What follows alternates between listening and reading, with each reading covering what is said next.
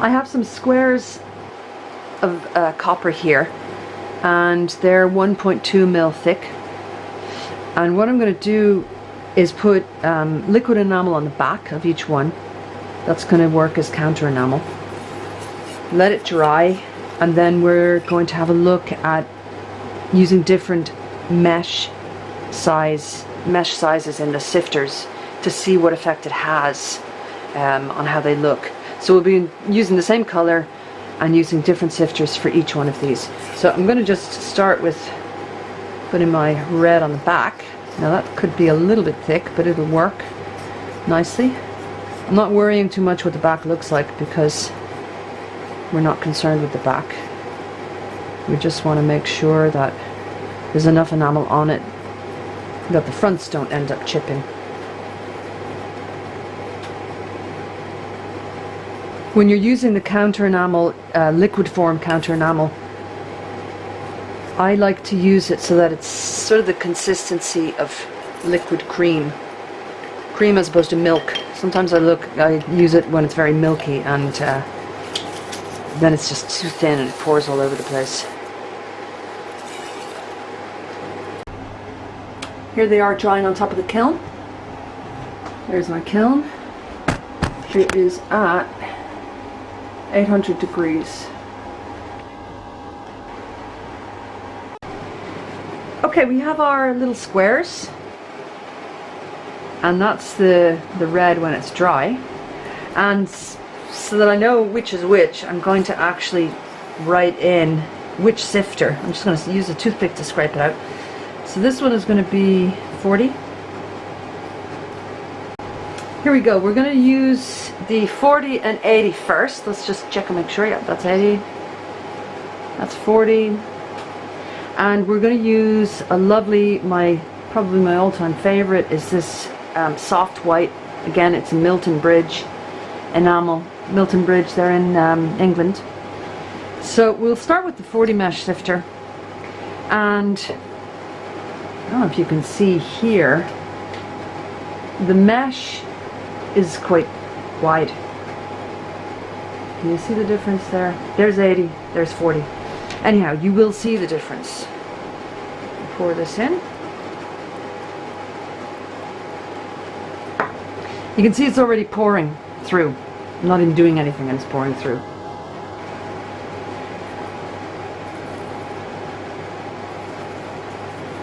Whoa, okay. A lot comes out. And it's kind of, there's little black specks in that because I've been using this particular jar for a while, and a bit of oxides have gotten in there. Now this is the 80 mesh sifter. This is the one I normally use for backgrounds. It's a bit more controllable. You can control what falls through much more easily. And then the 40 mesh really just pours through. Okay, so we have two, and we're going to fire those, see what they look like, and then we're going to do our 100 and 200 mesh. I just want to show you what these look like going into the kiln. So basically they're side by side. They each have one of these trivets underneath them holding them up off the mesh. So they have the same, they're pretty much the same size, they're side by side, they'll get the same amount of heat, and they have the same amount of hardware underneath them. So it should be equal, and we'll just see how they look when they come out.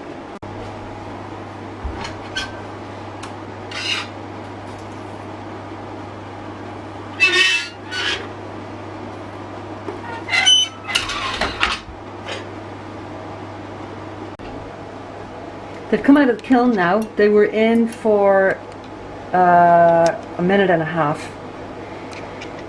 And let's see if we can tell the difference. Now this is the 80 mesh. Let me just get rid of that thing. This is the 40 mesh. Yeah. So the 40 mesh has much thicker. Excuse me, I don't want that going off the floor. Let me get something a bit more stable. Now, it's kind of bubbled up at the back, but don't worry about that. So this is the 40 mesh. It's thicker in a lot of places, especially around there. This is the 80 mesh. Now this is only the first layer, so almost everything has that kind of mottled look when it's put directly on top of copper. So we're going to do a second layer on these, and then we're going to see how that looks. And I think it'll probably become more obvious. We'll go and do the 100 and 200 mesh sifters now. Here we have our 100 mesh on the left and 200 on the right. Let's see if I can get a few different angles of that.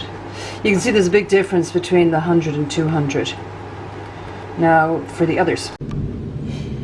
Here are 4 samples, and hopefully you can see the difference. This is 40 mesh, this is 80, this is 100, and that's 200.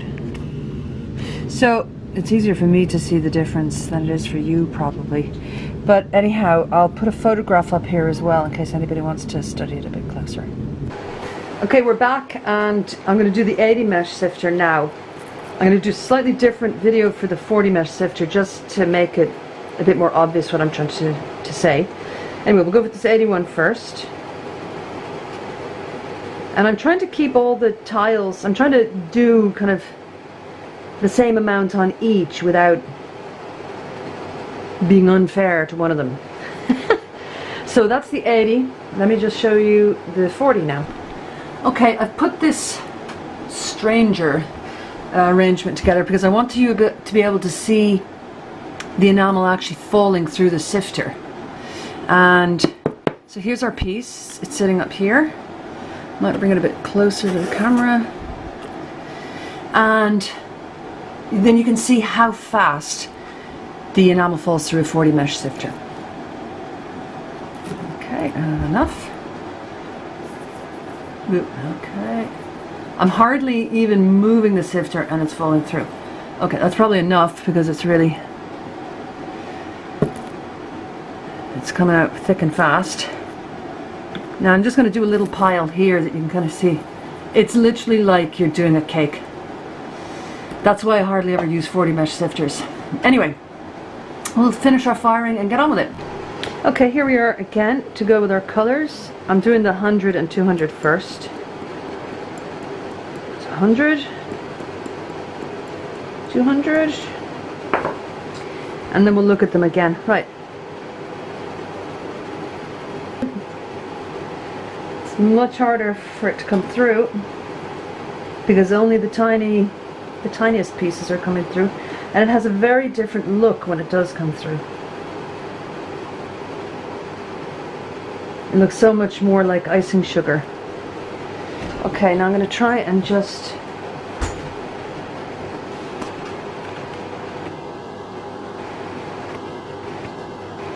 now hopefully you can see that. And there's the 100. Here are pieces that have been fired twice. 40, 80, 100, 200. And I'm going to use this stencil to show you how each sifter works with a stencil. And it's quite flimsy, as you can see.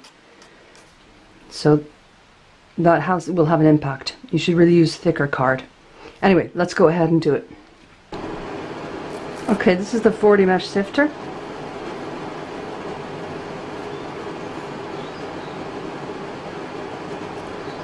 This is the 80 mesh sifter.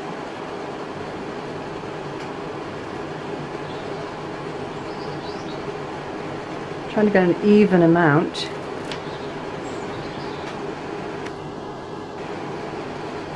And we'll fire that and see how it comes out. But first, we need to move it.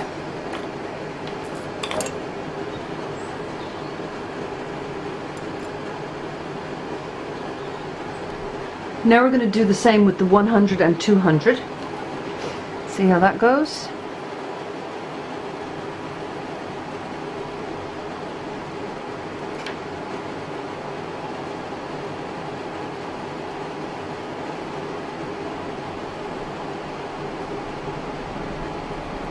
Okay, let's try and shift that off.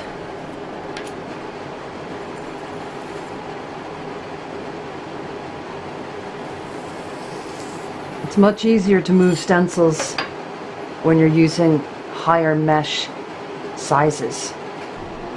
Okay, here we have our final pieces, and I decided to put a little eye on those foxes. So this is our 100, and you can see that, and you can sort of see the thickness in this strong light.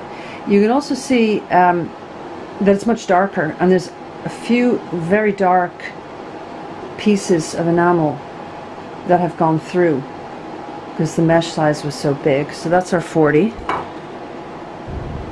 Here's our 80. Now I'm just trying to see if I can get it in the light so that you can see the thickness. That's a little bit better. The white always breaks, I mean the colors from below always break through, almost always, but I kind of like that. It gives it a bit of texture. This is the 100. Again, it's quite a bit paler. You can see that. It's quite a bit paler again. And it's a slightly different color. Look at it in comparison to these two. And here is our 200, which is really obviously different because a lot of the oxides have broken through the white from the copper, which I think is, again, using this white is really, really nice because you get this kind of texture. Now, you can't fire something with this little enamel on it very much before it all starts burning off, but it's really just a demo piece, so you can see again that it just is not that thick. So let's compare the kind of two extreme ones. This is 40 and this is 200. So that's a demonstration of what the sifter sizes, the results of some of the sifter sizes. Some of them, some of the colors react differently. I mean, some colors, you know, if that was done in red, you'd have a hard time keeping any of the red on at all. But anyway, it's something that you have to experiment with yourself, and you'll see it. It's much more obvious when you're doing it yourself. It's not that obvious, you know, when you're looking at it on film. Anyhow, I'm going to take a photograph of these and put them up at the end of the video so you can have a better look. So there we are.